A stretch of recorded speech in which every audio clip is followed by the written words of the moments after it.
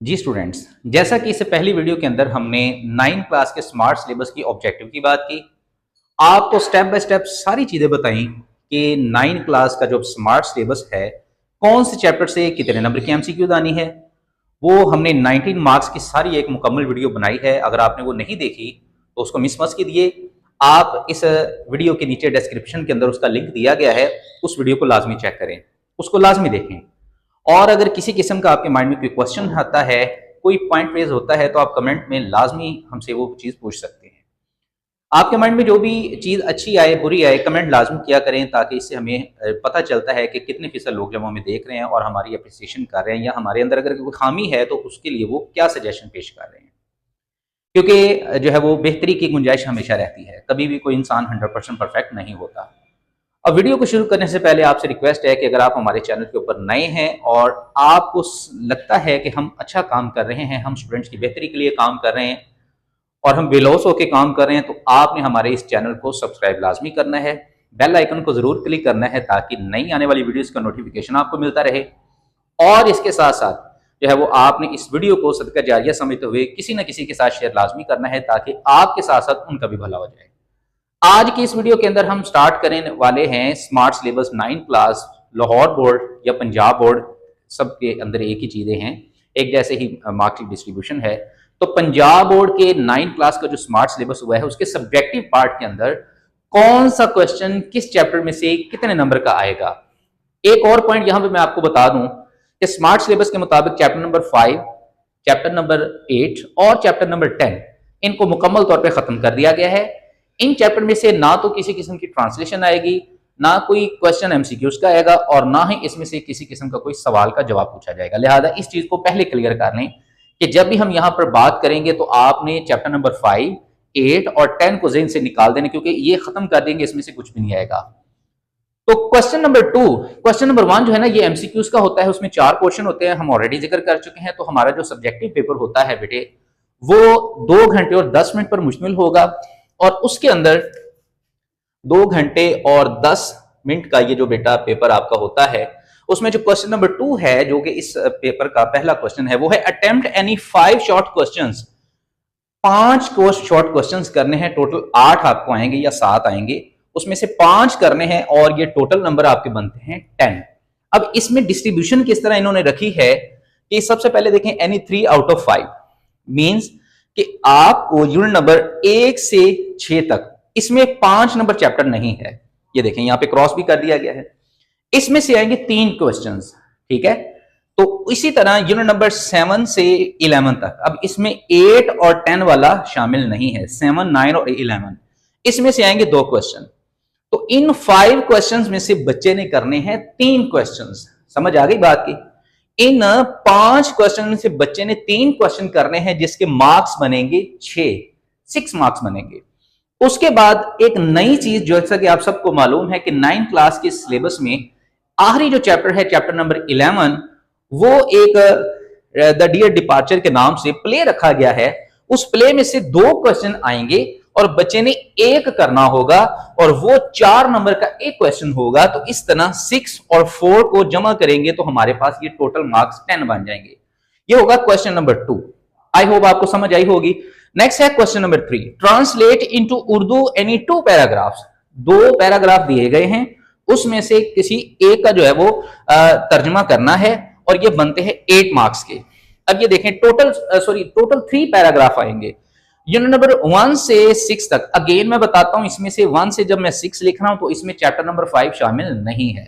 यहां से बेटा 2 पैराग्राफ आएंगे, और यूनिट नंबर 7 से 11 तक 1 पैरा आएगा। अब अगर आप यहां पर टेक्निक को समझें, तो अगर आप बेटे अपने पहले 6, यानी कि जिसमें चैप्टर नंबर 5 शामिल नहीं है, तो पहले 5 चैप्टर अगर आप अपने सही से रेडी कर लें, तो ये जो 8 मार्क्स का क्वेश्चन है, ये आपका 100% जो है वो सही हो सकता है, और थोड़े टाइम के अंदर ज्यादा अच्छी तैयारी करके आप अपना ये क्वेश्चन इधर से ही क्लियर कर सकते हैं, क्योंकि हमारे पास चॉइस है। नेक्स्ट क्वेश्चन आ गया है, write down the summary of the poem. ये 5 मार्क्स का क्वेश्चन है। अगर आप देखें तो हमारी इस बुक के अंदर एक पोएम है डैफोडिल्स, वो तो ऑलरेडी पहले से ही बच्चे पढ़ते आ रहे हैं, और रुडयार्ड किपलिंग की लिखी हुई एक न्यू पोएम आई है इफ, और उसकी समरी। टोटल 2 पोएम्स हैं। अब 2 पोएम में से किसी एक पोएम की समरी जो है वो लिखनी होगी। 5 मार्क्स का ये क्वेश्चन होगा। क्वेश्चन नंबर 5 क्या है, यूज एनी 5 आउट ऑफ 8, यानी टोटल 8 आपको वर्ड्स, इडियम्स, फ्रेजेस या वर्ड्स दिए जाएंगे, उसमें से किसी 5 को यूज करते हुए आपने सेंटेंसेस बनाने हैं और ये 5 मार्क्स का आपका जो है वो ये क्वेश्चन होगा। तो इस तरह ये हमारे क्वेश्चन नंबर 5 यहां तक क्लियर है। अब आते हैं क्वेश्चन नंबर 6 की जानिब, वो है राइट अ लेटर। अच्छा, एक और आप अगर गौर से देखें तो क्वेश्चन नंबर 6 से लेके क्वेश्चन नंबर 9 ये सारा हमारा इंग्लिश बी पोर्शन बनता है, इंग्लिश बी का पोर्शन है। और एक बात ज़हन में बिठा लें कि ये जैसे पहले था अभी भी वैसे ही है, मार्क्स उतने ही हैं, इनमें कोई सिलेबस शॉर्ट नहीं किया गया। तो क्वेश्चन नंबर 6 जो है राइट अ लेटर, ये कोई एक लेटर आएगा, एक ही आएगा, एक ही करना होता है, या डायलॉग आता है या स्टोरी आती है, 3 चीजों में से एक चीज करनी होती है। तो इसलिए मैंने वक्त जो है वो जगह बचाने के लिए सिर्फ एक जगह एक जो क्वेश्चन का जिक्र किया है। ये बच्चों होता है आपका 8 मार्क्स का, ठीक है जी। और ये आपने करना है इंग्लिश ग्रामर एंड कंपोजिशन से। अच्छा, यहां पर एक बहुत से बच्चों के माइंड में एक जहन में आ जाता है कि सर ये जो इंग्लिश ग्रामर एंड कंपोजिशन है क्या इधर से ही याद करना है? Not at all. वहां टॉपिक्स दिए गए हैं, अगर आपको वहां इजी लगते हैं तो वो कर लें, अगर नहीं तो आप वो टॉपिक ले लें। जैसे अगर वहां लिखा हुआ है write a letter to your mother who is worried about your health, तो आप ये खत जरूरी नहीं है कि बोर्ड ग्रामर से ही करें। अगर आपको मुश्किल लगता है तो आप किसी और भी ग्रामर को सोल्यूशन बुक से वहां से भी कर सकते हैं, बस हेडिंग सेम होनी चाहिए, क्वेश्चन का नाम चेंज ना हो। तो इस तरह नेक्स्ट हमारे पास आ जाता है कंप्रीहेंशन ऑफ पैसेज।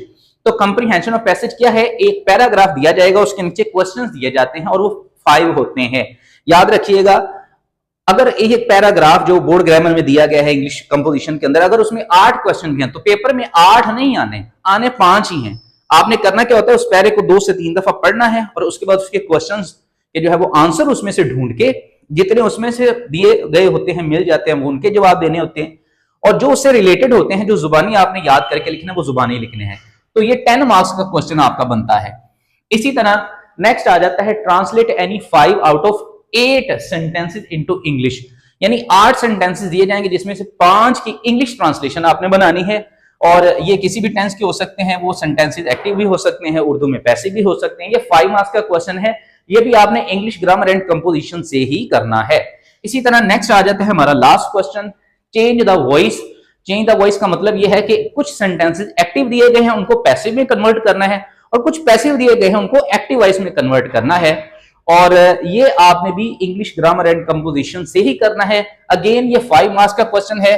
तो इस तरह जो आपका सब्जेक्टिव पार्ट है वो 56 मार्क्स का कंप्लीट होता है, और 19 मार्क्स की जो है वो हमारी ऑब्जेक्टिव थी, जो कि इससे पहली वीडियो के अंदर भी हमने बताया।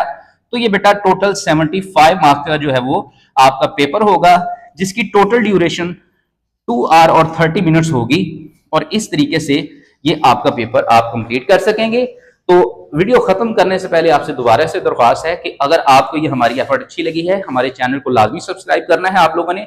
इस वीडियो को दूसरे दोस्तों के साथ भी शेयर करना है, बेल आइकन को जरूर क्लिक करना है, ताकि इस तरह की मजीद आने वाली वीडियोस का नोटिफिकेशन आपको मिलता रहे। मिलेंगे इंशाल्लाह नेक्स्ट वीडियो के अंदर। टिल देन टेक केयर, अल्लाह हाफिज।